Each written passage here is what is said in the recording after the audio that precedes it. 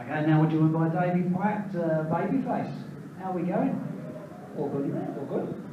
And you won last night, which was a good turnout for the book.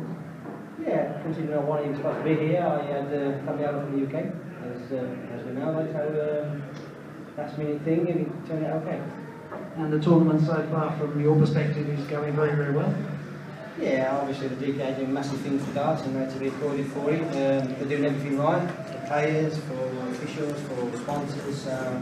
Yeah, you can't really moan at what's happening with Australian darts. It's going through the roof, darts in general going through the roof.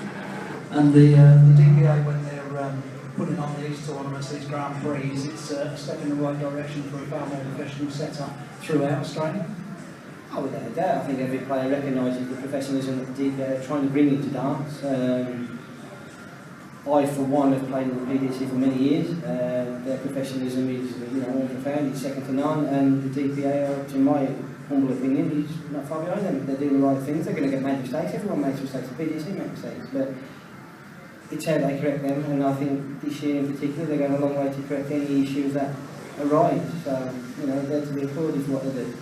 And this is the start of something big, obviously, for darts in Australia, as well as hopefully putting out some more contestants to get into the PDC events over in the UK.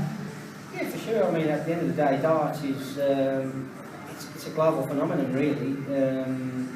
Me personally, from my perspective, I'm probably coming into the end of my competitive career. I do take part in a lot of promotions back in WA through DOSH and. Yeah, on the whole, darts it's on that, it's like a kitchen every other sport, I think, at the minute. And if you compare darts to football, I mean, a lot of the songs you hear are comparable with football. Yeah, I think it's just generally pretty good. And of course, you did say you wouldn't speak to us unless we mentioned Villa's win last night. Well, for this season, like I say, I think their third win, Palace and Bournemouth for our only victory, so yes, I'm going to revel in it. Unfortunately, we've got Liverpool in the next match, so my celebration probably short-lived with that one. But yeah, Villa are just like me, up and down. Will they survive? No, I don't think they can.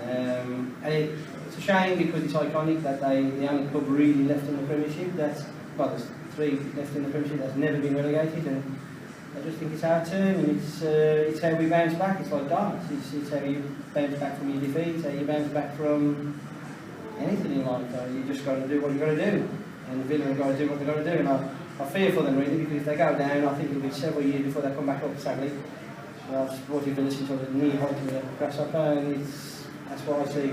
I live and breathe football and darts, and yeah, luckily the darts is going well the way it's Villa end. Well, of course, there we are. There's what you hear from Aston Villa's second most famous David Platt. Thanks for your time, bud.